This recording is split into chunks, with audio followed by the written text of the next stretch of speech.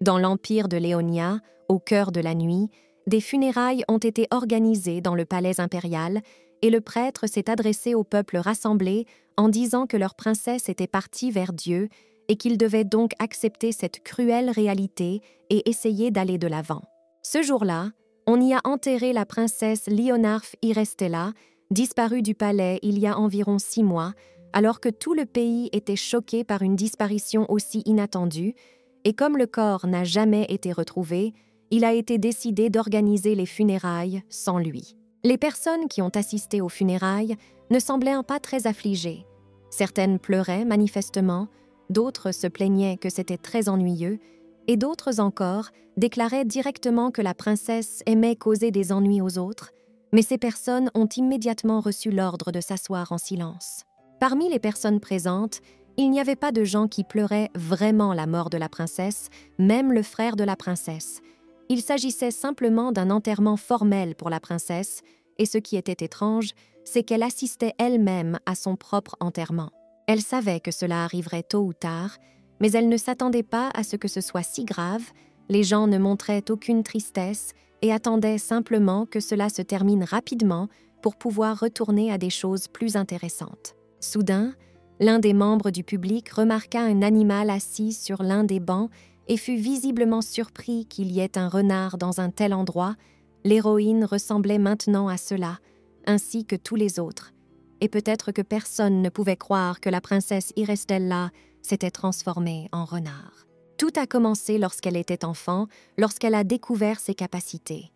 Dans le passé, l'Empire Léonia était encore béni, tout comme elle l'était lorsqu'elle était enfant. Ce jour-là, il y eut un banquet impérial auquel assistèrent de nombreux nobles de haut rang, et tout le monde fut ravi parce que tout était si bien arrangé, et aussi parce que la princesse était présente avec eux ce jour-là. La jeune fille courait dans la salle, bien que sa mère lui ait ordonné d'être plus calme et plus gracieuse. Les gens adoraient la princesse, se demandant comment elle pouvait être si élégante et si douce, et ils l'appelaient la fierté de l'Empire. L'héroïne était heureuse que tous ces gens soient venus la voir et, à un moment donné, elle était tellement excitée par son premier banquet impérial qu'elle s'est montrée très négligente. Soudain, elle entend des cris, et l'héroïne voit que la sculpture commence à tomber sur elle, et au bout d'un moment, elle s'arrête, inclinée de telle sorte qu'elle aurait dû tomber, mais pour une raison inconnue, elle reste immobile. Quelqu'un commence à remercier Dieu en disant que la magie de quelqu'un a sauvé la princesse et que c'est un miracle. Mais la jeune fille sentait qu'il ne s'agissait pas d'une aide venant de l'extérieur, elle sentait quelque chose à l'intérieur d'elle-même, et elle a donc essayé de diriger ce qu'elle ressentait vers la statue, et au même moment, celle-ci a explosé en milliers de morceaux. Ce jour-là, elle a tout testé sur sa propre expérience, la princesse Irestella, comme si la terre la plus généreuse donnait une bénédiction, et dès la naissance, tout était entre ses mains. À ce moment-là, tous les invités présents ont cru sincèrement à la bénédiction de l'Empire, et leur joie envers la princesse n'a fait que s'intensifier, et jouant le jeu, la jeune fille a dit qu'à partir de ce jour, elle détruirait tous ceux qui oseraient menacer l'Empire avec son pouvoir. C'était une bénédiction qui ne se répéterait jamais, et à cause de cela, sa vie semblait remplie de bonheur et de prospérité, et le soir, sa mère mettait la fille au lit, et elle se vantait de la grande sorcière qu'elle deviendrait, et sa mère la soutenait dans tout ce qu'elle faisait. Après lui avoir dit au revoir, sa mère quitta sa chambre, et l'héroïne resta seule dans sa chambre. Elle était tellement contente d'elle qu'elle n'arrivait pas à s'endormir. Mais à ce moment-là, un grand cercle magique apparut soudain au-dessus de son lit. En un instant, il a commencé à fonctionner. La jeune fille est sortie du lit, incapable de résister, et de nombreuses lettres contenant des informations sont apparues autour d'elle. La jeune fille était effrayée et ne comprenait pas ce qui se passait, mais en quelques secondes, des souvenirs lui sont revenus en mémoire comme des vagues. Elle se rendit compte qu'elle avait déjà vu ces souvenirs, qu'il s'agissait de sa vie antérieure, lorsqu'elle vivait dans un autre monde, qu'elle était morte de manière inattendue et qu'elle était allongée dans son lit comme si rien ne s'était passé.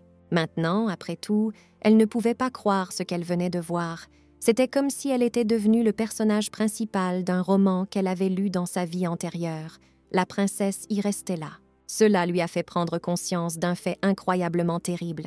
Si tout se passe exactement comme dans le roman, à l'âge de 18 ans, elle recevra une terrible malédiction, après quoi sa vie ne sera plus jamais la même, la vie et la mort dans une haine commune.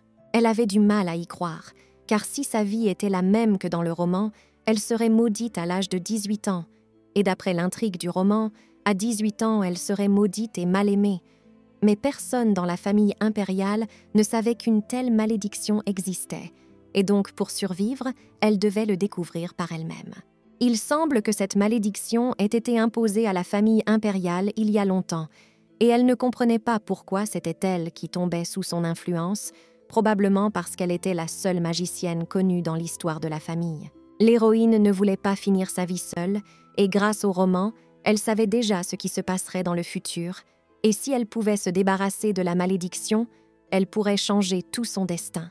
Mais comme si elle se moquait d'elle, la malédiction s'empara de sa vie, et toutes ses tentatives se terminèrent par la même mort, solitaire et misérable, et au moment où elle s'en rendit compte, c'était déjà fini.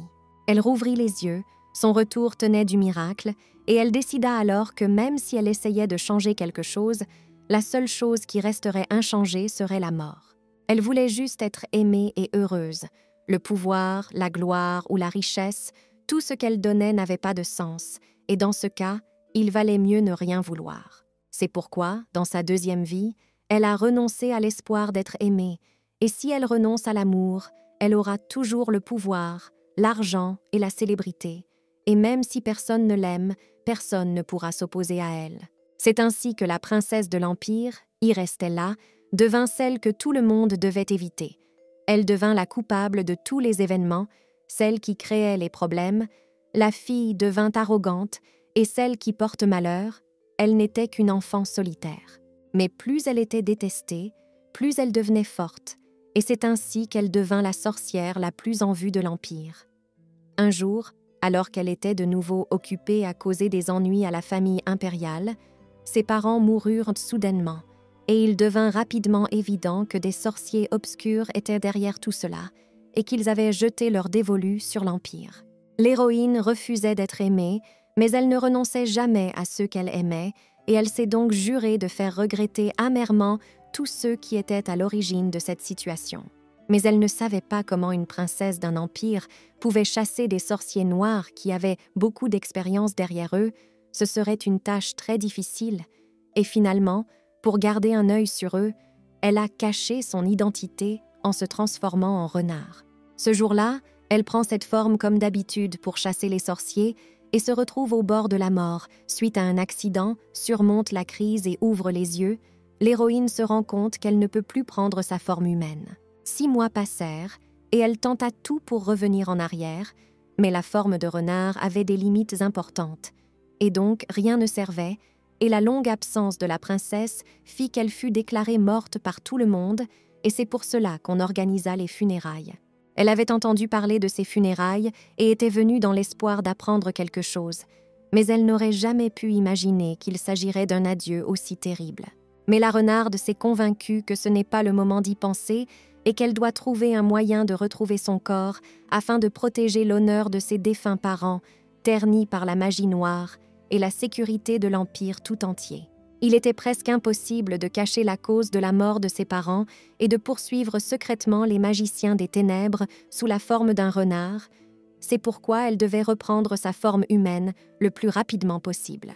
La jeune fille pensait qu'il devait y avoir un autre moyen, puisqu'elle n'avait rien réussi à changer en 6 mois et qu'il n'y avait qu'une seule personne qui pouvait l'aider à devenir un vrai renard. Son fiancé, l'archiduc Enrusion Keinon Adelasia, grand-duc de cette famille, s'est spécialisé dans la magie appliquée depuis des siècles, et il doit certainement avoir des traces d'incidents magiques rares. L'héroïne devait trouver des informations sur ce qui lui arrivait dans sa maison, mais le problème était qu'elle n'était pas en mesure de faire quoi que ce soit maintenant. Leur fiançailles était formelle, bien qu'ils aient été amis depuis l'enfance, mais maintenant, elle ne pouvait même pas être sûre qu'il l'aiderait à résoudre ce malentendu. Quand il était enfant, il aimait beaucoup les animaux. Alors elle a décidé de faire semblant de se perdre et de venir le voir. Il ne serait jamais trop tard pour lui dire ce qui s'était passé. Il serait peut-être fâché d'avoir été trompé, mais maintenant, elle n'avait pas le choix. Comprenant que s'il ne venait pas, tout son plan serait ruiné, la renarde l'attendit, elle l'attendit longtemps, convaincue qu'au moins une fois il devrait venir. Mais l'homme ne vint jamais, et la renarde se résigna, se convainquit qu'il devait la détester beaucoup s'il ne venait pas à l'enterrement. Ainsi, vexée de ne pas l'avoir attendu, l'héroïne s'apprête à partir quand soudain, la silhouette qu'elle attendait apparaît devant ses yeux. L'homme passa devant l'animal et se dirigea directement vers le portrait de la défunte. Il n'arrivait pas à croire qu'elle était morte, car il savait que cette fille n'était pas du genre à mourir si facilement. Soudain, derrière lui, il lui sembla entendre une voix qui l'appelait par son nom, et l'homme crut avoir une hallucination, mais c'était trop étrange. On aurait dit la voix d'y rester là, et il se retourna vivement. Le renard était heureux qu'il ait pu le reconnaître, et l'homme, en voyant l'animal, s'est souvenu de l'époque où, enfant, il cherchait quelque chose dans le jardin. À ce moment-là, le même renard est apparu près de lui, essayant de le réconforter, mais, pris au dépourvu, il a disparu. L'héroïne attendait joyeusement qu'il la reconnaisse, mais l'homme ne croyait pas que ce renard était le même que celui qu'il avait eu dans son enfance, et la jeune fille n'avait pas d'autre choix que d'utiliser une stratégie mignonne. En enroulant sa queue autour de sa jambe, Herzog en conclut qu'elle voulait qu'il l'emmène avec lui, et elle commença à tourner autour de lui, après quoi l'homme dit qu'elle semblait vouloir le séduire. Au bout d'un moment, il la prit brutalement par le col, ce qui la mit mal à l'aise, puis il l'assit doucement dans ses bras, lui assura qu'il l'emmènerait avec lui, ce dont elle se réjouit, mais le fait qu'il ait accepté si facilement la chose la mettait mal à l'aise. La renarde dormait paisiblement et l'homme réfléchissait en regardant par la fenêtre. Lorsqu'elle disparut, il cessa toutes ses activités en tant qu'archiduc et dirigea les recherches dans la région où elle avait disparu. Mais pendant 6 mois, aucune trace ou indice n'a été trouvé, et soudain, ils ont décidé d'organiser des funérailles, bien qu'aucun corps n'ait été trouvé, et maintenant il était très inquiet de ce qui lui était arrivé. Arrivé au bon endroit, l'homme réveilla la renarde et l'emmena dans la maison, où elle ne cessait de le regarder tandis qu'il mettait des moufles, se préparant manifestement à quelque chose, et dans un instant il s'approcha d'elle, disant qu'il fallait d'abord la laver, car elle était sale, et se fait indignal héroïne qui essaya de s'échapper, mais ce fut en vain. Le lendemain matin, elle est couchée dans un lit chaud et moelleux, et sa première pensée est qu'elle est enfin de retour, mais lorsqu'elle ouvre les yeux, elle voit l'archiduc dormir dans le même lit qu'elle, ce qui la choque. Au bout d'un moment, elle se souvint qu'elle était toujours dans le corps d'un renard, et cela la rassura. De toute façon, arriver dans cette maison était déjà considéré comme un succès, et maintenant, elle était heureuse de sa nouvelle maison, et aussi parce qu'elle était lavée et propre. Mais à ce moment-là, elle réalise à qui elle doit sa propreté et s'assure résolument qu'elle ne veut plus subir l'humiliation d'hier lorsqu'il l'a traitée, elle, la plus noble princesse de l'Empire, comme du linge sale. C'est pourquoi elle lui a donné un coup de patte au visage, disant que c'était sa punition. Et quand elle a entendu les bruits qu'il faisait, elle s'est immédiatement retournée, faisant semblant de dormir, et l'homme s'est réveillé, ne comprenant pas pourquoi ses joues étaient si brûlantes. Elle ne le pressa que légèrement, mais pour une raison quelconque, il se réveilla et, voyant le renard à côté de lui, il l'attrapa, et la jeune fille pensa qu'il avait deviné. L'héroïne a décidé de faire semblant de ne rien comprendre. Elle a donc dormi profondément et, à sa grande surprise, son mari a pris la couverture et l'a tirée sur elle, inquiet qu'elle ne tombe pas malade, puis il a quitté la pièce. Tout s'est avéré plus simple qu'elle ne l'avait imaginé, et elle ne s'était inquiétée que pour rien. Maintenant, elle se rendait compte que la couverture douce lui avait tellement manqué, que cela avait été dur pour elle pendant tout ce temps, et que c'est pour cela qu'elle avait besoin de bien se reposer. Dans son rêve, elle entendit des voix étonnées, qui ne comprenaient pas ce que le renard faisait ici, et elle ouvrit les yeux en dormant et vit les servantes en face d'elle, qui étaient inquiètes pour une raison quelconque.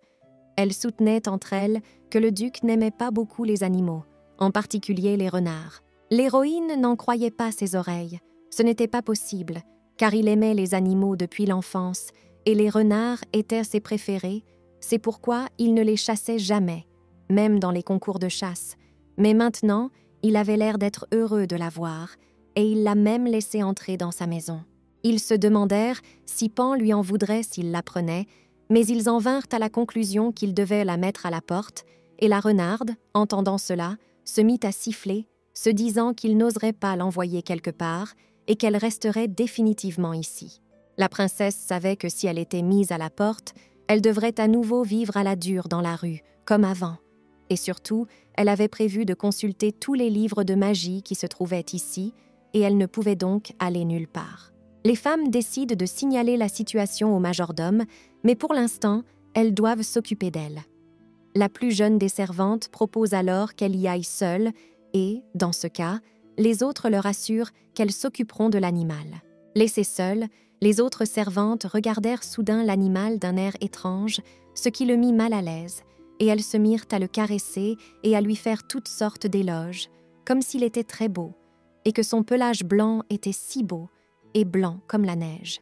Le renard était très heureux, réalisant qu'ils étaient tombés amoureux de sa beauté, et quand Henrution était enfant, lorsqu'il l'a vue se transformer en renard pour la première fois, il ne pouvait pas la quitter des yeux. Alors il a passé toute la journée à la serrer dans ses bras et a décidé de l'élever lui-même. Les femmes caressaient maintenant l'animal de toutes les manières possibles et, ironiquement, au moment où l'inconnu l'a touché, la jeune fille s'est souvenue des 2 personnes qu'elle aimait le plus au monde.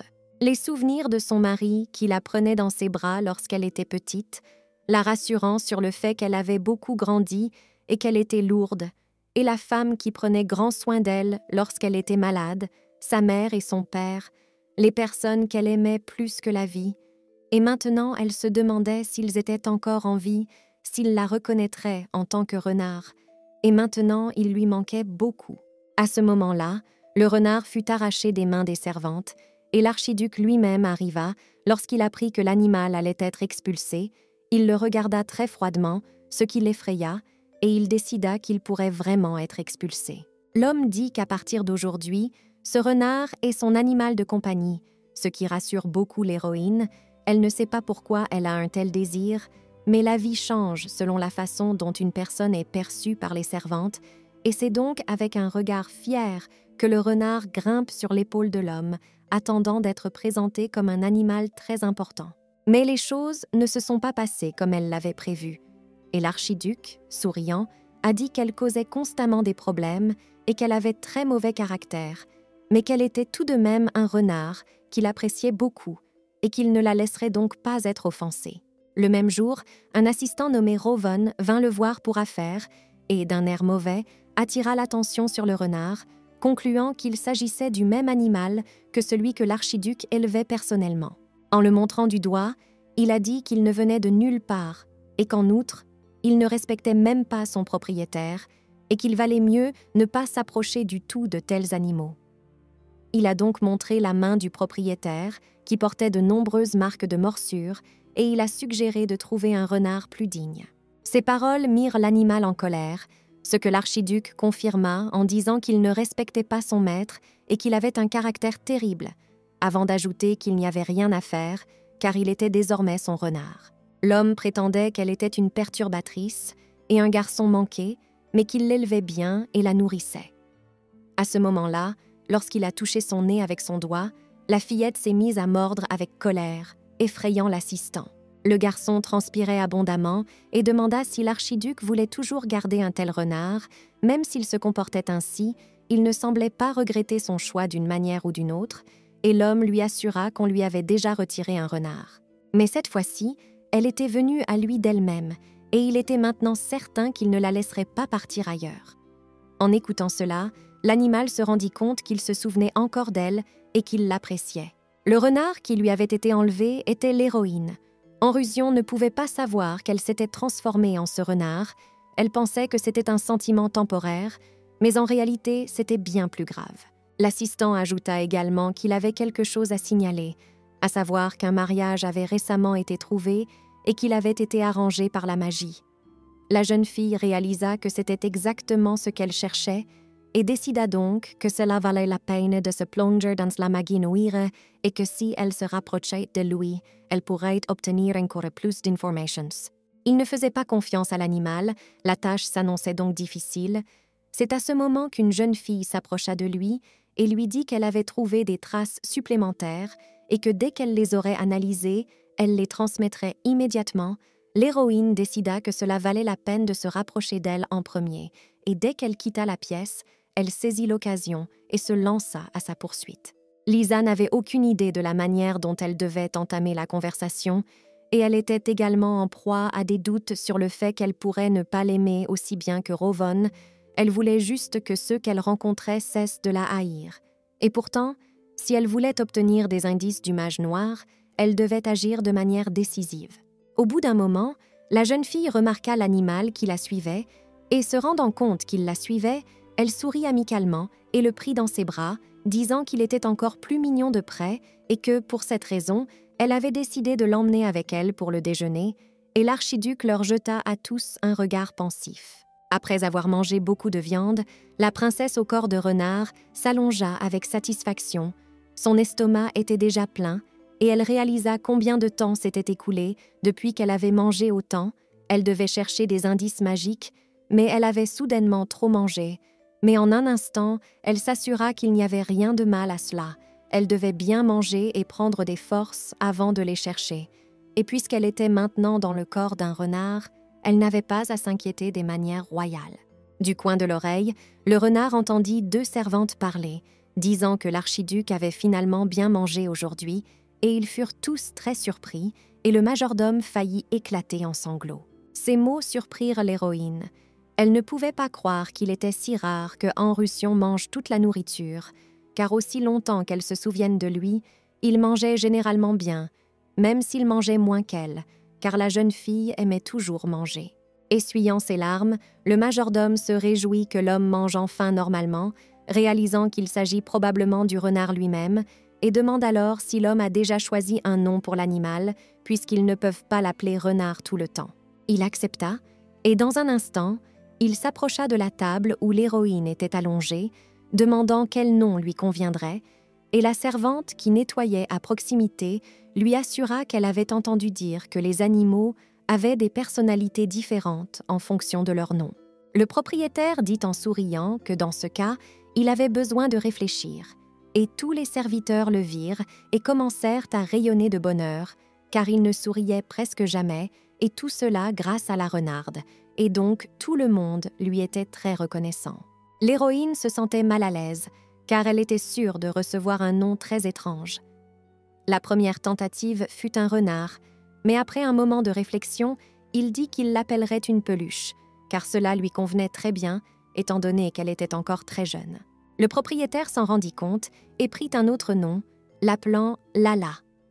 En entendant cela, la jeune fille vit une image d'Anrusion très jeune et sous le choc, elle ne put même pas bouger, car elle pensait que l'homme avait deviné qu'elle était le renard qu'il connaissait depuis l'enfance. Lala était son surnom, donné par sa famille lorsqu'elle était enfant, et à titre exceptionnel, Anrusion l'avait déjà appelée ainsi, et elle ne croyait donc pas qu'il pouvait s'agir d'une coïncidence. Voyant la mine déconfite de l'animal, l'homme la prit dans ses bras et lui a dit qu'à en juger par l'expression de son visage, il n'aimait pas ce nom, et qu'il avait donc décidé de lui en donner un autre, à savoir, y rester là. Réalisant qu'elle avait été découverte, la jeune fille était furieuse, et il se contenta de lui demander froidement quelle était la raison de sa visite secrète, après quoi il ajouta que c'était comme si la réputation de la princesse était tombée dans l'abîme si elle n'était même pas capable de cacher son identité maintenant. Elle s'est rendue compte qu'elle n'avait pas encore eu le temps de traiter tous les cas des magiciens noirs, qu'il n'était pas dans ses plans d'être révélée si rapidement, et qu'elle a donc dû les ajuster en raison de nouvelles circonstances. Enfant, le garçon disait souvent qu'il voulait ce renard, celui qui vivait dans le jardin, et en buvant du thé, l'héroïne lui assurait que ce n'était pas l'animal qu'il voulait élever. Si vous regardiez bien, vous pouviez voir qu'ils avaient tous les deux des yeux dorés qui se ressemblaient exactement. Et il savait déjà à ce moment-là quel était ce renard. Anrusion a dit qu'elle avait toujours été très fière, et pourtant elle s'est présentée sous cette forme pour trouver quelque chose qu'il avait et qu'elle n'avait pas, et par exemple quelque chose que sa famille recherche depuis longtemps, la magie et les artefacts magiques, y compris les mages noirs. Au dernier mot, la princesse a commencé à écouter, et il a continué, dans la région où elle a disparu, il a trouvé des traces de magie noire, et probablement à cause de cela, elle ressemble maintenant à ceci, et c'est pourquoi elle est venue dans ce domaine pour retrouver son visage. Au bout d'un moment, sa voix s'est calmée, et, sur un ton complètement différent, Il a dit qu'il était inutile de demander maintenant, puisqu'elle avait toujours tout gardé secret, mais que puisqu'elle était maintenant dans la maison de l'archiduc, il ne la laisserait pas partir. Comme la jeune fille ne pouvait plus parler, le maître lui proposa d'écrire ce qui lui était arrivé et, après l'avoir lu, il déciderait de la suite à donner. C'est alors que Rovon entra dans la pièce en lui assurant qu'il avait une affaire importante à régler et que la renarde était sincèrement contente de le voir à ce moment-là. L'assistant les informa que le marquis de Havelin était venu les voir, ainsi que son tuteur Patrick, ce qui ne plut pas à l'archiduc, qui reconnut néanmoins qu'il était temps de les rencontrer, après quoi ils allèrent tous deux voir les invités. L'héritier de la famille Aveline était Leighton Aveline, le neveu de Henrution, né du mariage de son cousin et de sa belle-sœur, mais à la suite d'un accident survenu il y a 1 an, ils sont décédés et le garçon est devenu le seul héritier. Comme il avait moins de 15 ans, le garçon avait besoin d'un tuteur, et c'est Patrick qui est arrivé avec lui aujourd'hui. L'héroïne a reconnu cet homme. Il y a 6 mois, elle l'avait vu intimider Leighton, et c'était donc un mystère de savoir pourquoi il était toujours un tuteur. La renarde ne pouvait pas croire que Patrick était encore avec le garçon, et elle décida donc de se précipiter pour l'aider immédiatement, laissant Henrution pour plus tard. L'homme ne lui faisait pas du tout confiance, et elle devait donc trouver quelqu'un d'autre pour l'aider. En chemin, elle rencontre Anessa. L'héroïne décide de demander de l'aide à la jeune fille qui, à son tour, décide que l'animal ne fait que se câliner. L'homme qui parlait à la jeune fille ne prête pas attention à l'animal et continue ses spéculations.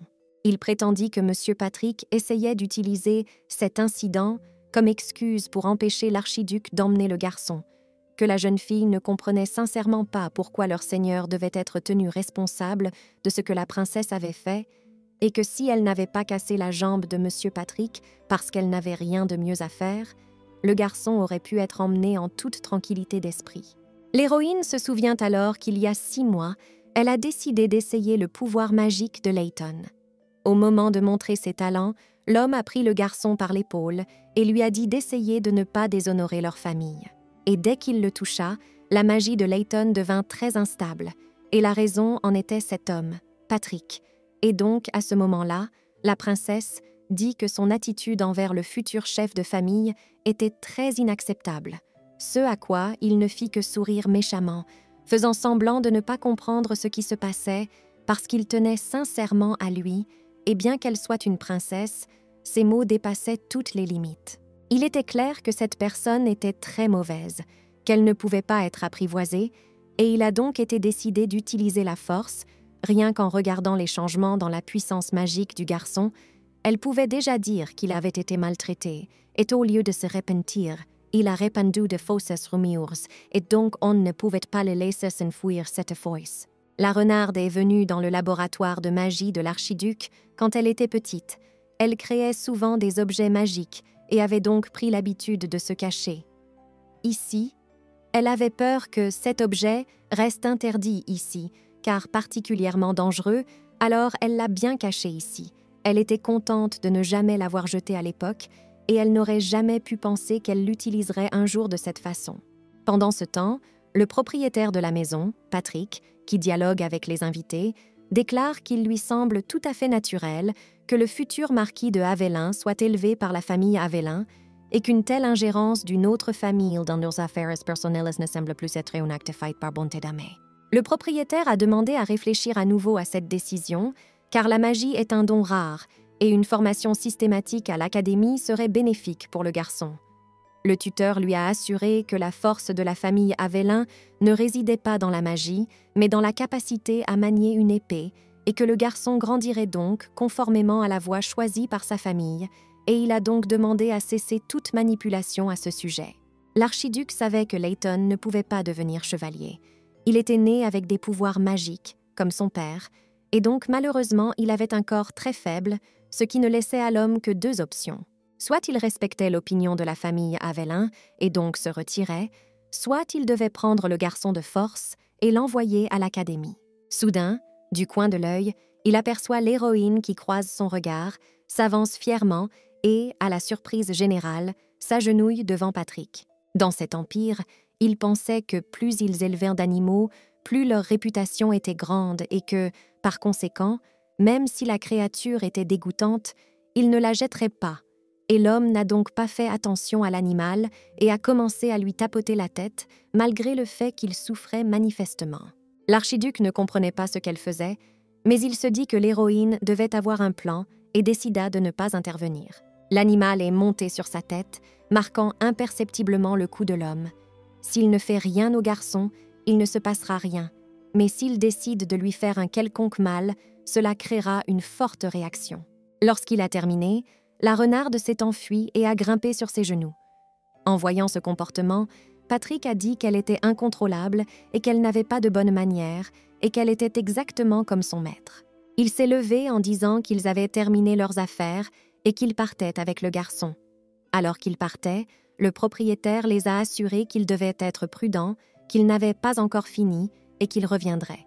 Au moment de partir, l'invité dit que c'était la dernière fois qu'il disait cela, que si l'archiduc mettait son nez dans les affaires des autres, ils iraient au palais impérial, pas dans cette propriété, et le garçon, à côté de lui, incertain, dit qu'il était temps pour eux de partir, et il dit donc aussi au revoir. Elle s'approcha donc de lui montra de venir à elle, et, posant ses pattes sur ses mains, lui dit qu'au nom de la princesse Irestella, plus tard, lorsqu'il en aurait besoin, elle répondrait à sa demande quoi qu'il arrive. Après les adieux, la princesse résume les résultats, les préparatifs sont enfin terminés, l'appareil est fixé à Patrick ainsi qu'à la jambe de Layton, et il faut maintenant attendre qu'un vrai adulte vienne aider le garçon. La personne la plus adulte de la famille est Sophia Aveline, qui prend toutes les décisions concernant les Aveline et qui est la personne respectable de la famille. Elle est froide et avare dans ses expressions, et même froide envers son seul petit-fils Layton, mais elle n'est pas de celles qui resteront à l'écart si elle apprend les crimes de Patrick, et elle le punira donc sans aucun doute de façon juste. Alors qu'elle aperçoit les invités par la fenêtre, la renarde ressent soudain une étrange brûlure à l'arrière du crâne. L'archiduc l'attrape alors par la peau du cou, ce qui la met en colère et lui ordonne de ne pas l'attraper si brusquement. Le propriétaire a déclaré qu'il n'était pas à l'aise avec ce qu'elle avait mis sur l'invité et qu'il se demandait donc si l'objet n'avait pas été volé dans un laboratoire de magie. Il a affirmé que l'animal n'avait qu'une seule chance de dire la vérité, car il savait aussi à quoi servait l'objet. Soudain, elle lui toucha l'oreille avec sa patte, où des mots commencèrent à fuser dans sa tête, et lorsqu'elle eut fini, l'héroïne ajouta que son mari avait dû le voir aussi, et que maintenant Patrick ne voulait plus toucher le garçon avec son doigt, et qu'il devait donc se dépêcher d'envoyer une lettre au marquis de Havelin. Plus tard dans la soirée, les invités sont retournés dans leur manoir, et le garçon a dit qu'il était vraiment désolé pour son comportement inacceptable d'aujourd'hui, ce à quoi l'aîné a répondu en retroussant ses manches et en disant que toute offense devait être punie. Layton s'attendait déjà à être battu à nouveau aujourd'hui, il avait peur, et pourtant il se préparait au pire, et pendant ce temps l'homme avait déjà levé la main d'une manière menaçante, lui ordonnant de se couvrir la bouche pour que personne ne les entende. Soudain, tout autour de lui se mit à briller, et une barrière apparut devant le garçon, et en un instant Patrick était déjà allongé sur le sol, visiblement blessé par ce pouvoir, mais cela ne fit qu'augmenter sa colère, et il commença à blâmer l'enfant pour cela, disant qu'il n'avait pas osé utiliser ses tours contre lui, et demandant qui lui avait dit de faire cela, il tendit rageusement la main vers le garçon. Layton tenta de justifier que ce n'était pas lui, mais on ne l'écoutait plus, et la main s'apprêtait à le frapper à nouveau, mais cette fois il échoua. La barrière apparut à nouveau, et cette fois elle projeta l'homme à plusieurs mètres de là. L'homme blessé commença à le menacer, l'assurant que cette fois-ci il lui donnerait une leçon pour que le méchant n'ose plus faire de bêtises, et soudain, une voix se fit entendre derrière lui, demandant comment il allait enseigner au garçon. Patrick fut horrifié de reconnaître cette voix et se retourna pour voir Sophia qui le regardait, lui demandant avec colère s'il avait osé porter la main sur son animal de compagnie, ainsi que sur son petit-fils, et il commença à s'excuser, l'assurant qu'il s'agissait d'un malentendu et qu'il n'avait jamais porté la main sur l'enfant. La femme a déclaré que Layton lui avait clairement raconté tout ce qu'il avait contrarié. Le garçon a alors affirmé qu'il n'avait rien fait de mal et Patrick a déclaré que le futur chef de famille mentait à nouveau et il lui a dit qu'il ne devait pas fuir ses responsabilités, même s'il était encore trop jeune.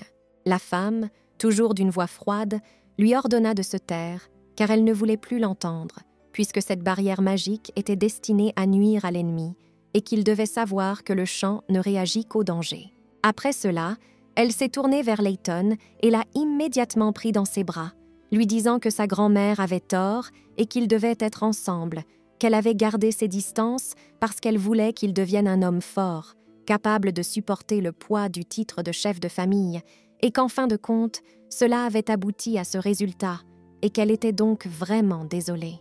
Heureusement, Sophia a sauvé Layton de lui, et quelques jours plus tard, elle a envoyé une lettre destinée à l'archiduc, dans laquelle elle déclare que grâce à lui, elle a réalisé son erreur, Patrick a été expulsé de la famille et puni.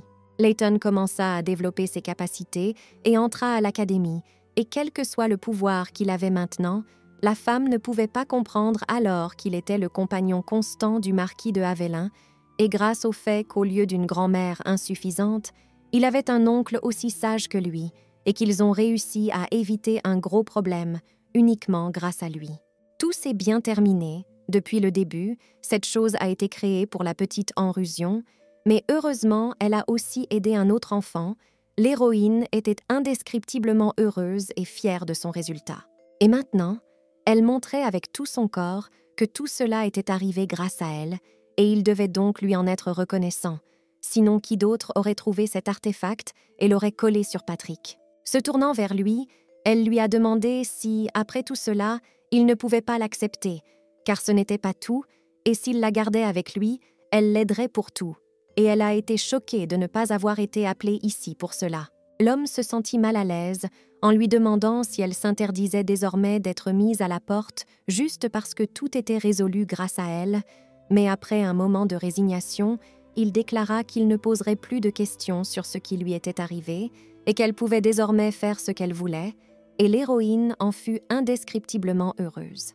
Plus tard, un assistant est entré dans le bureau et a remis un document disant qu'il s'agissait d'un rapport sur les circonstances actuelles et la recherche de la princesse, et comme il l'avait ordonné la dernière fois, c'était le résultat de l'extension de la couverture aux pays étrangers. Le maître m'a remercié pour mon travail et m'a suggéré d'arrêter les recherches. Le renard fut surpris par cette information, il l'avait fait pour elle, même quand sa famille aurait abandonné, mais c'était quand même la bonne décision d'arrêter les recherches. L'assistant est surpris par cette décision, affirmant qu'il avait déjà reçu l'ordre de ne pas s'arrêter tant qu'il ne l'aurait pas trouvé, ce à quoi l'archiduc répond qu'il avait ordonné d'arrêter les recherches et qu'il pouvait maintenant être libre, et ils se disent au revoir. Laissée seule, l'héroïne se mit à le regarder d'un air suffisant, résumant ce qu'elle avait entendu. Tout cela signifiait qu'il la cherchait, et que pendant tout ce temps, il ne faisait que semblant. Il était comme ça depuis l'enfance, et même si c'était une si petite chose, elle le remerciait de ne pas avoir changé. La renarde le regardait avec plaisir, et l'homme, gêné, lui demanda de ne pas prendre une expression aussi étrange et de ne pas le regarder aussi longtemps, ce à quoi elle répondit avec légèreté qu'elle ne pouvait pas s'en empêcher, tant elle était contente.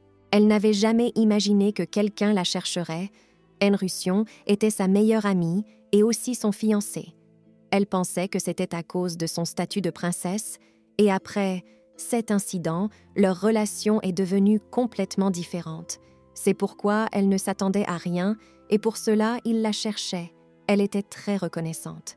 L'archiduc se tourna vers le renard et lui demanda s'il pensait vraiment qu'il ne le trouverait pas, ajoutant qu'il semblait non seulement être devenu un renard extérieurement, mais qu'il avait commencé à penser de la même manière. Cette impudence mit la princesse en colère, car il l'avait d'abord louée, puis immédiatement insultée, mais elle était tout de même un peu touchée, car elle avait été trouvée par quelqu'un à qui elle n'aurait jamais pensé, et en le regardant maintenant, elle se demandait s'il avait toujours été aussi beau. Au bout d'un moment, l'homme dit qu'il se souvenait qu'à part lui, une autre famille la cherchait désespérément, à savoir le comte Azurdi, et au bout d'un moment, un peu timidement, il ajouta qu'il la cherchait pourtant plus que quiconque. L'héroïne était sincèrement surprise que sa famille la recherche, et bien qu'elle soit tout à fait loyale envers la famille impériale, celle-ci n'avait aucun contact avec elle, et la question se posait maintenant de savoir s'il la recherchait vraiment. Ou, plus probablement, il s'agissait de magiciens noirs, et, dans ce cas, la théorie selon laquelle il l'aurait recherchée est justifiée, puisque la magie noire est assez répandue dans la noblesse. Ses pensées furent interrompues par Rowen, qui entra à la tête d'un homme et le présenta comme le maître qui entraînerait désormais le renard, et une laisse fut également fabriquée sur mesure pour elle. L'héroïne, scandalisée par cette décision, demande avec colère si Henrution a pensé à tout sans lui en parler, et il se tourne vers son assistant, lui demandant froidement s'il lui a déjà dit de faire une chose pareille. Il affirme savoir que l'archiduc s'occupe bien de ce renard, mais la prochaine fois, la cicatrice pourrait apparaître sur son visage plutôt que sur son bras, ce que le propriétaire a confirmé, ajoutant que, s'agissant d'un animal sauvage, il faudrait peut-être effectivement l'apprivoiser. Mais au bout d'un moment, il ajouta qu'il devrait renvoyer la dresseuse, puisqu'il allait s'occuper d'elle personnellement et qu'il n'avait pas besoin d'un maître pour cela, et il ordonna donc à l'homme de s'en aller. Rowen lui assura qu'il comprenait ses sentiments, mais qu'il devait être sûr que l'animal serait bien apprivoisé, auquel cas il serait calme, et à ce moment, Henrution ordonna à l'animal de lui donner un coup de patte. Mais l'héroïne n'était pas pressée de l'écouter, prétendant qu'elle n'était pas son chiot, après quoi il a répété l'ordre, lui disant secrètement que si elle l'écoutait, il donnerait l'ordre de lui préparer un repas spécial pour le dîner et qu'elle n'avait donc pas d'autre choix que de l'écouter. Après avoir répété ce tour plusieurs fois, il se tourna vers son assistante et confirma qu'elle l'écoutait, puis il commença à caresser la tête de l'animal en lui disant que s'il continuait à l'écouter, ils pourraient rester ensemble sans aucun obstacle, et à ce moment-là, il eut l'impression d'être un renard domestique. Ces caresses ont ramené l'héroïne au bon vieux temps, lorsqu'elle était enfant. La fille lui a demandé s'il allait continuer à la suivre et, après avoir reçu une réponse affirmative, elle a dit que s'il voulait abandonner à mi-chemin, il valait mieux ne pas commencer, mais le garçon a continué à dire qu'il n'abandonnerait pas, après quoi la fille a dit que, dans ce cas, il devrait la suivre. À l'époque, Henrution était plus petit et plus faible qu'elle, et il était difficile de la battre avec le seul désir de gagner, mais 1 an plus tard, il a finalement réussi à la rattraper. En signe de reconnaissance, elle lui demanda de lui donner la main, ce qu'il accepta avec hésitation. À ce moment-là, un cercle magique apparut sous ses pieds, et il s'envola, et la jeune fille heureuse lui dit que c'était un cadeau pour son dur travail de l'année. Et maintenant, en lui donnant la patte, elle se souvint qu'elle l'avait déjà fait avec lui et ne comprenait pas comment elle en était arrivée là, que la princesse commençait à lui donner la patte, et ainsi le maître disait qu'il faisait un bon travail de dressage. L'assistant n'avait pas d'autre choix que d'accepter, mais il ajouta qu'il garderait un œil sur leur relation. Finalement, tout fut résolu, et à partir de ce moment, elle put rester au manoir sans se soucier des réactions des autres. Les servantes regardèrent l'animal et dirent qu'elle était particulièrement de bonne humeur aujourd'hui. En ce qui concerne la démarche, l'animal s'attendait à ce que tout le monde s'en réjouisse, mais ils se sont contentés de dire qu'elle était mignonne, et ces éloges l'ont déconcertée. Dès qu'un enfant commence à marcher, on lui enseigne l'étiquette royale, et même lorsque la démarche est pleine de grâce et de dignité, on la qualifie de mignonne. Pourtant, elle croyait que l'affection du peuple pour elle était revenue. Elle ne pouvait pas la ressentir quand elle était princesse, mais même en regardant son reflet dans la vitre, elle voyait qu'elle était belle sous n'importe quelle forme, qu'elle soit renarde ou humaine. À ce moment, le propriétaire passa et lui demanda où elle allait si vite le matin. L'héroïne s'indigna de cette question, disant que maintenant qu'elle était la renarde officielle du duché, elle pouvait aller où elle voulait, ce à quoi il répondit que Layton était venu lui dire bonjour avant d'entrer à l'académie et qu'il était donc temps pour eux de le rencontrer. Tout d'abord, le garçon a pris le renard dans ses mains, a dit qu'il lui manquait beaucoup et l'a appelé Puchinka, et un peu plus tard, il a vu son oncle et lui a dit bonjour, en lui demandant comment il allait. L'héroïne se rendit compte qu'il avait définitivement changé depuis la dernière fois, et même un peu grandi, et au bout d'un moment, il affirma qu'il avait quelque chose à lui dire, à savoir qu'il voulait la remercier pour son aide, tout en la serrant dans ses bras. L'héroïne lui a assuré qu'elle aurait dû agir plus vite et qu'il ne fallait pas le remercier pour cela, et au bout de quelques secondes, elle s'est rendue compte qu'elle avait du mal à respirer. Alors elle l'a repoussé avec ses pattes pour qu'il arrête de la serrer. L'ignorant, il se tourna vers l'homme et lui demanda s'il pouvait emmener le renard avec lui à l'académie de magie, précisant que de nombreuses personnes y emmenaient leurs animaux de compagnie. L'homme lui dit qu'il devait réfléchir et, prenant le renard, il lui dit que la route serait longue et qu'il devait donc se reposer. En les regardant quitter la pièce, l'héroïne réalisa que jusqu'à présent, elle n'avait pu trouver aucun indice dans les livres de magie du maître et elle ne voudrait pas qu'Henrution la donne au garçon maintenant. La raison pour laquelle elle ne pouvait l'affirmer avec certitude était que Henrution était particulièrement attaché à cet enfant et qu'il ne refusait presque jamais ses demandes, et maintenant, il pouvait vraiment l'envoyer à l'académie, à la demande de Layton. Après lui avoir montré la chambre, Henrusion lui a dit que le garçon partirait demain et lui a demandé s'il n'avait pas peur et s'il n'était pas inquiet, ce que l'enfant a confirmé, ajoutant qu'il était toujours très intéressé par ce qu'il pourrait y apprendre. L'homme a soutenu son souhait, ajoutant que, même en cela, il ressemblait beaucoup à ses parents et que, lorsqu'il irait à l'académie, il pourrait apprendre beaucoup de choses et essayer de nombreuses choses, ce qui lui permettrait de développer pleinement son talent. En signe de reconnaissance, il lui donna tout un tas de livres, en lui disant qu'ils étaient très bons et qu'il devait les étudier s'il voulait apprendre la magie, puis il ajouta que le garçon devait garder à l'esprit que la magie lui donnerait un pouvoir omnipotent que personne ne pourrait lui ôter. À la fin de ses instructions, il déclara qu'il ne pouvait pas donner la renarde, et lorsque Layton entendit cela, il commença à le supplier de la laisser partir, l'assurant que Pushinka lui obéissait bien, et l'archiduc remarqua que le garçon l'appelait constamment ainsi, et il se demanda alors d'où venait ce nom. Layton a dit qu'elle a une fourrure très duveteuse qui ressemble à une boule de neige, et c'est pourquoi il l'a nommée ainsi, et elle l'écoute très bien, et elle aime le nom qu'il lui a donné, et c'est pourquoi il a dit qu'il s'occuperait très bien d'elle. À ce moment-là, dans la chambre de la princesse, elle a éternué, a pensé que quelqu'un parlait d'elle, a pensé que ce devait être Layton qui discutait de l'affaire, et à ce moment-là, elle s'est souvenue des événements d'aujourd'hui, où le garçon l'a suivie et n'a pas cessé de l'appeler Fluffy. Quand elle lui prêtait attention, il en était presque très touché, et elle ne comprenait pas pourquoi on l'appelait ainsi, et cela l'agaçait. Alors il s'est enduit les pieds de poudre, a écrit le mot « no » en grosses lettres, et a décidé qu'Henrusion devait absolument le voir. Elle se réveilla trempée de sueur, réalisant qu'elle n'avait pas remarqué comment elle s'était endormie, et que c'était déjà le matin. Alors qu'elle attendait Henrution, elle s'endormit soudainement, et pour une raison quelconque, il n'était pas là maintenant. À ce moment-là, elle a supposé qu'hier, il n'avait peut-être pas vu le message qu'elle avait laissé, et l'animal ne savait pas ce qu'il ferait s'il était emmené à l'académie. À ce moment-là, un homme assis à côté d'elle, qui lisait un journal, a remarqué qu'elle était déjà réveillée et lui a dit qu'il était temps pour elle de se préparer et qu'ils iraient à Layton. Et elle a été scandalisée de réaliser qu'ils avaient décidé de la donner au petit ami. Plus tard, elle était déjà assise sur ses bagages, réfléchissant à la suite des événements. Il y aurait trop d'yeux supplémentaires à l'académie, et elle ne pourrait donc pas étudier la magie noire, ce qui l'obligerait à s'enfuir et à trouver un autre moyen.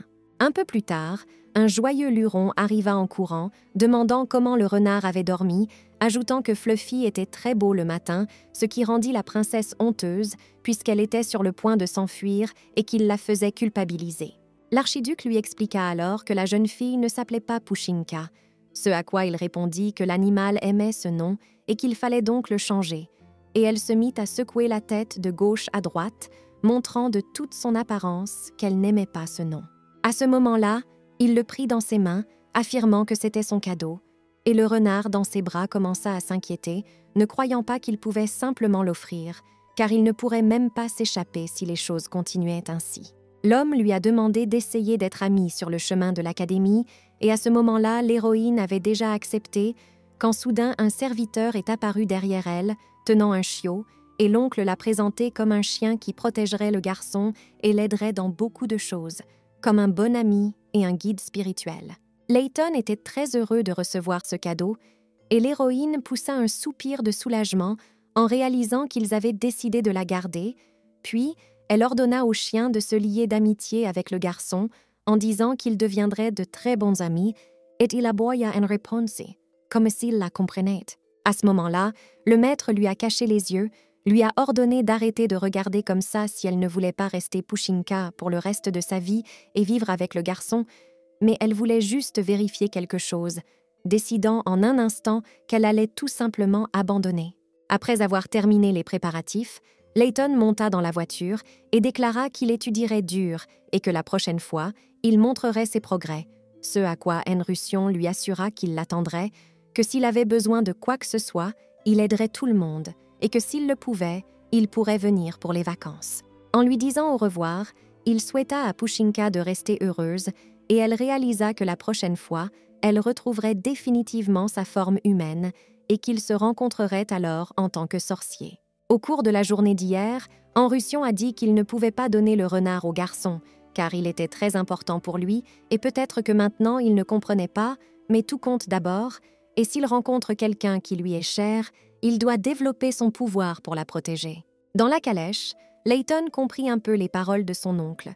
Caressant le chiot, il lui demanda de prendre soin de lui assura qu'il était désormais son premier ami, qu'il faisait partie de sa famille et qu'il le protégerait toujours. En regardant le carrosse qui disparaissait, l'héroïne était triste qu'il soit aussi parti, et derrière elle entendit les mots appelant son nom Ara. Surprise de se retourner, l'homme lui demanda si elle aimait ce nouveau nom. Elle commença alors à s'indigner, demandant avec colère pourquoi personne dans cette famille n'avait le sens des noms, après quoi Enrusion, à son oreille, affirma tranquillement qu'il ne pouvait pas l'appeler Irestella, ajoutant quelques instants plus tard qu'il devrait peut-être le faire. Ces paroles effrayèrent l'animal, et dans un instant, il lui adressa à nouveau le nom de Ara, et cette fois, il n'accepta que tristement. Roven, qui se trouvait à proximité, dit que finalement le renard avait un nom, assurant qu'il préférait Fluffy. Le propriétaire dit que ce n'était pas seulement un bon nom, c'était un très bon nom, et à ce moment-là, les heureuses servantes dirent que ce nom lui convenait très bien, et qu'elles l'appelleraient souvent ainsi, car il semblait que l'archiduc tenait vraiment beaucoup à Ara. Un peu plus tard, Anessa s'approcha d'elle, l'appelant également Ara, et lui tendit la main, lui demandant de venir auprès d'elle en l'absence de son mari et l'assurant qu'elle prendrait bien soin d'elle. La jeune fille était tellement bouleversée qu'elle ne pouvait pas contenir ses sentiments. Alors elle dit simplement qu'elle aimait beaucoup Ara, et le renard lui rendit l'appareil, et à ce moment-là, elle réalisa qu'être un renard n'était pas si mal, alors qu'elle était une princesse. Personne ne l'aimait. Peut-être était-ce seulement parce qu'elle était sous la forme d'un renard.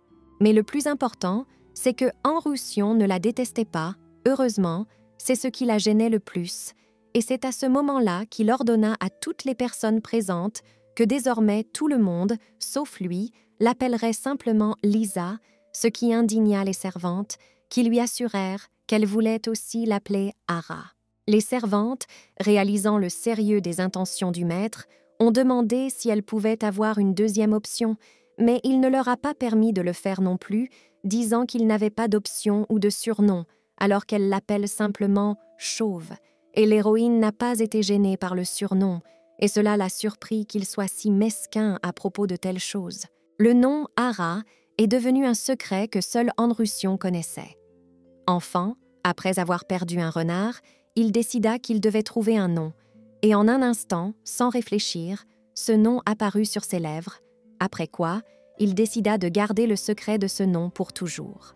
Un jour, comme d'habitude, la princesse surveillait les domestiques qui, pour une raison quelconque, étaient étonnamment capricieux ce jour-là, et elle était très curieuse de savoir pourquoi tout le monde était si occupé aujourd'hui. Soudain, quelqu'un dans l'assistance a dit que le temps passait très vite et que c'était aujourd'hui l'anniversaire de la fondation de l'État, et avec une joie sincère, elle a réalisé quel jour c'était et n'a pas compris comment elle avait pu l'oublier. Le jour de la fondation est le jour le plus important de l'Empire, et la famille impériale s'y prépare avec la plus grande diligence et la plus grande ampleur tout au long de l'année, car c'est l'occasion de louer la gloire infinie de l'Empire Léonia.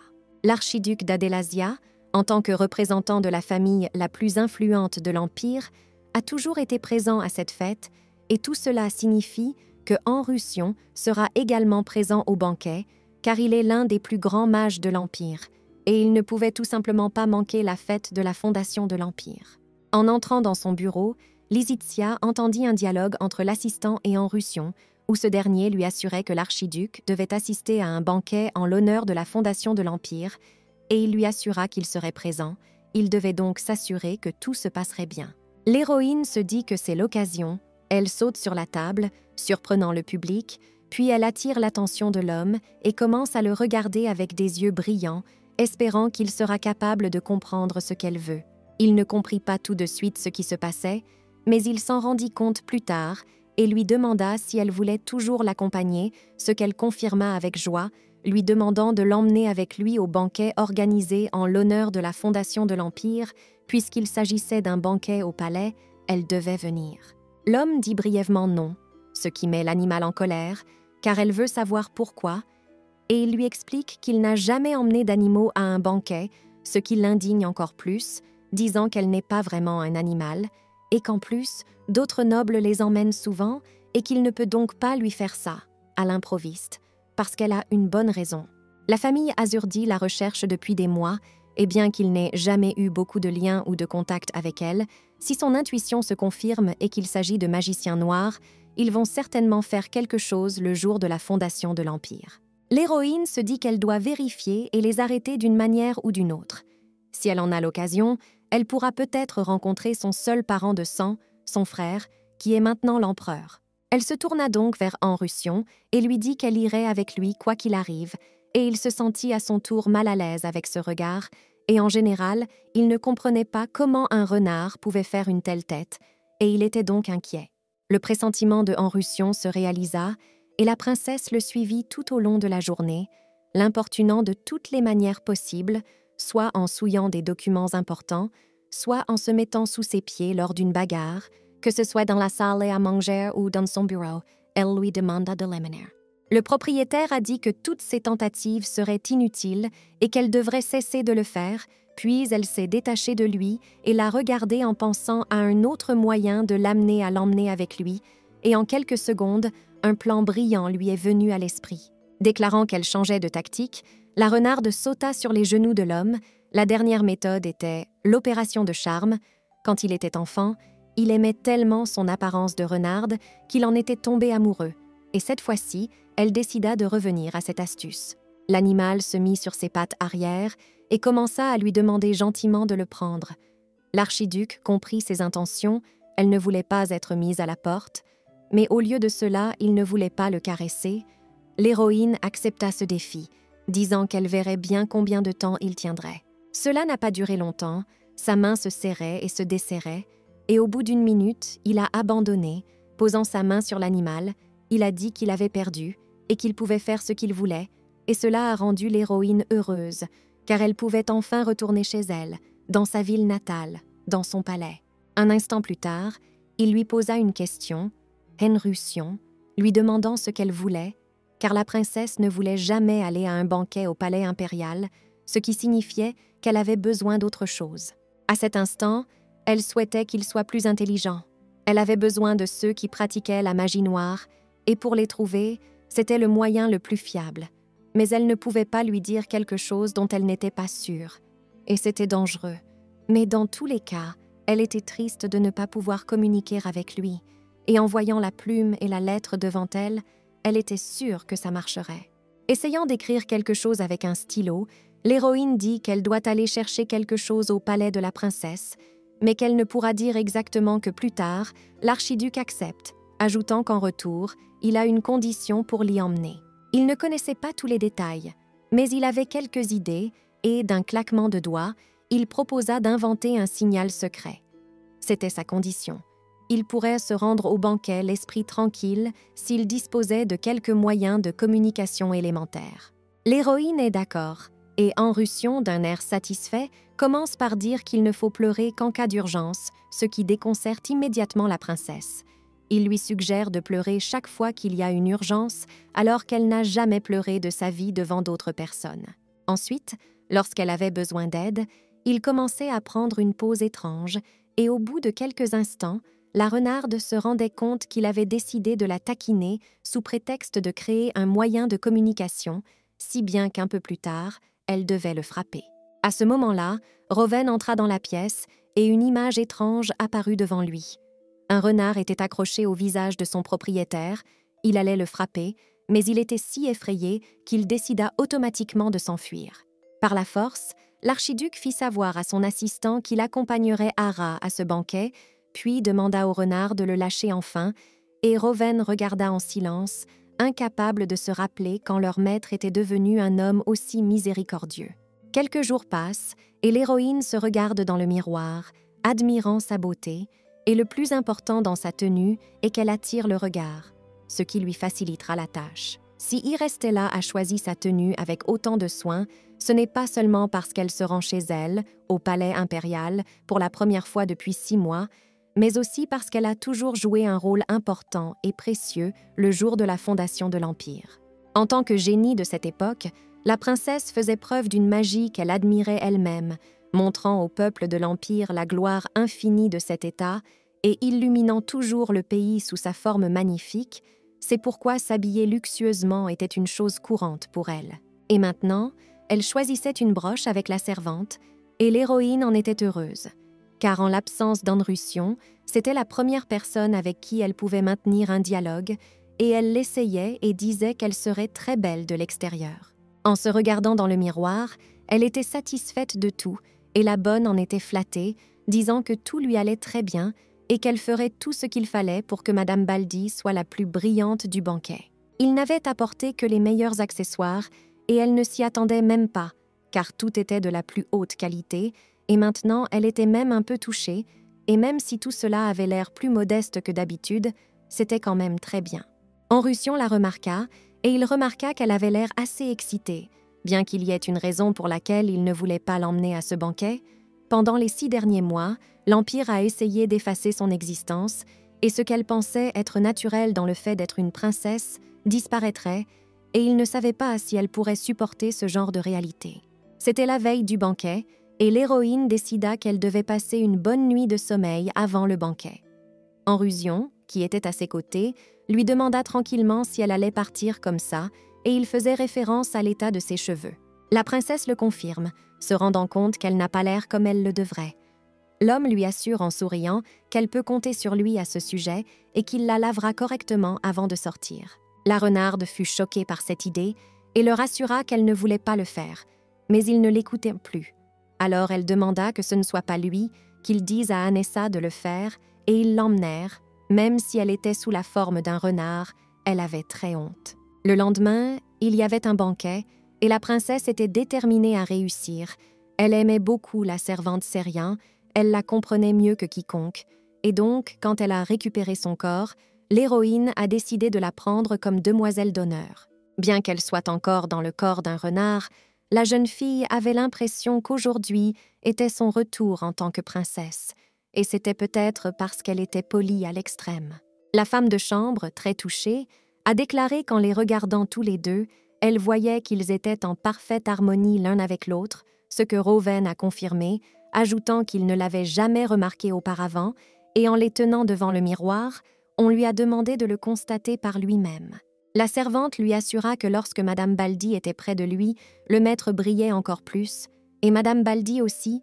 L'héroïne se contentait de le regarder d'un air de défi, pensant à la beauté de son corps maintenant, et Anrusion comprit ce qu'elle pensait sans même la regarder. Il était temps de se rendre au palais, la princesse ne pouvait s'attendre à revenir ici sous la forme d'un renard, et de nouvelles sensations l'envahirent en regardant le couloir de la salle de banquet où elle jouait lorsqu'elle était enfant. Ce qu'elle préférait dans cette ville, c'était le portrait de l'empereur fondateur, avec lequel elle faisait bon ménage. Maintenant qu'elle était plus âgée, elle avait perdu tout intérêt pour cet endroit, et en regardant autour d'elle, elle se rendit compte que tout cela lui manquait plus qu'elle ne l'aurait cru. Déjà dans le hall, Anrusion décida de lui demander quelque chose, à savoir que même si elle rencontrait une personne familière, elle devait faire semblant de ne pas la connaître et ne pas se promener seule quelque part, et si possible, elle devait toujours rester avec lui et surtout ne pas s'attirer d'ennui. La renarde lui a assuré qu'elle n'aurait pas voulu que cela arrive, mais que si quelque chose se produisait, il n'y avait rien à faire, et elle s'est donc excusée par avance. En s'enfonçant dans la salle, les gens commencèrent à leur prêter attention, et 2 femmes remarquèrent la broche sur la tête du renard et reconnurent qu'il s'agissait d'un bijou que le maître ne fabriquait qu'une fois par an, avant d'ajouter que, bien que le renard fasse partie de la famille de l'archiduc, il était absurde de donner un objet d'une telle valeur. Soudain, une femme s'approcha de l'homme, lui demandant si c'était bien le renard dont il s'occupait, et soudain, à côté d'eux, il entendit des voix mécontentes, comme si elles allaient lui parler en premier, et qu'il valait la peine de prendre le risque de lui dire quelque chose en premier.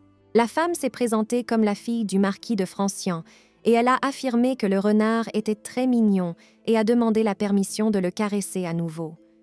L'homme a répondu qu'il devait d'abord obtenir sa permission, mais la femme lui a tendu la main sans attendre la permission. Cette impudence mit la princesse en colère et elle siffla rageusement l'aristocrate, ce qui l'effraya, et elle prétendit que ce renard était extrêmement féroce, ce à quoi Anrucion répondit que si on ne la touchait pas d'abord, elle ne mordrait personne, car elle avait en face d'elle un renard qui se méfiait des gens incultes. La femme s'éloigna, honteuse, et à ce moment-là, le renard perçut les voix mécontentes de personnes qui affirmaient que le banquet de cette année manquait d'éclat par rapport à celui de l'année précédente. Ils affirmaient que la princesse n'était plus là, qu'ils avaient l'impression d'assister à des banquets dans un autre pays et que le jour de la fondation de l'Empire paraissait si sombre et si ordinaire qu'ils se sentaient déprimés. De telles attitudes mettèrent la princesse en colère, mais s'ils comprenaient parfaitement qu'une fête sans elle n'était pas une fête, elle décidait de laisser passer et donc, prétextant qu'il valait la peine de faire monter un peu l'ambiance du banquet, elle descendit de son épaule et lorsqu'on lui demanda où elle allait, l'animal assura qu'elle voulait ajouter un peu de piquant à ce banquet. L'héroïne courut dans le jardin à la recherche du bon objet et trouva rapidement une fleur magique qui était censée contenir un pouvoir magique, et si on la touchait légèrement, toute la salle devrait être recouverte de ces fleurs. Soudain, quelque chose se mit à briller dans le ciel et l'héroïne comprit que quelque chose d'autre commençait et l'emblème de l'Empire apparut dans les étoiles brûlantes et le renard fut fasciné par ce spectacle comme si la voie lactée se déversait du ciel. À part elle, le seul à pouvoir utiliser cette magie était Anrucion, mais il n'était pas un maître de ce type de magie et donc il ne l'avait jamais utilisée sans but et même quand son père lui avait demandé de le faire, il avait poliment refusé, disant que cela aurait eu l'air trop arrogant de sa part, et maintenant, elle était très intéressée par le but de cette magie, et si c'était fait pour elle. Mais lorsqu'elle est retournée à la salle de banquet, elle n'a rien pu lui demander. Il a demandé si l'héroïne l'avait vue, et c'est à ce moment-là qu'elle a réalisé que tout cela avait été fait pour elle, qu'il semblait avoir pitié d'elle, mais ce n'était pas le moment de s'émouvoir, car elle n'aurait peut-être plus jamais une telle chance, et aujourd'hui, elle devait apprendre le plus possible. Courant parmi la foule, elle écoutait ce qu'il disait, mais elle n'entendait toujours rien d'intéressant. Beaucoup de visages lui étaient familiers, mais elle ne pouvait faire confiance à aucun d'entre eux. Elle était la fille aînée du marquis Laterne, qui voulait devenir une fleur de la société, et comme l'état de sa prestigieuse famille se détériorait, elle devint la servante de la princesse et utilisa son nom pour gagner de l'influence, et ainsi prendre une position plus élevée dans les cercles sociaux. Aujourd'hui, il est clair qu'elle s'est élevée plus haut, mais d'un autre côté, la place de la princesse sous le trône a disparu depuis longtemps, et les fleurs avec lesquelles elle décorait la salle à chaque banquet ont déjà été remplacées, comme si tout le monde attendait simplement qu'elle disparaisse. Dans la première vie qu'elle a vécue après avoir été transplantée dans ce monde, elle est morte de la malédiction de la haine partagée. Elle avait auparavant tenu pour acquis que personne ne l'aimait, mais le voir de ses propres yeux a été son erreur.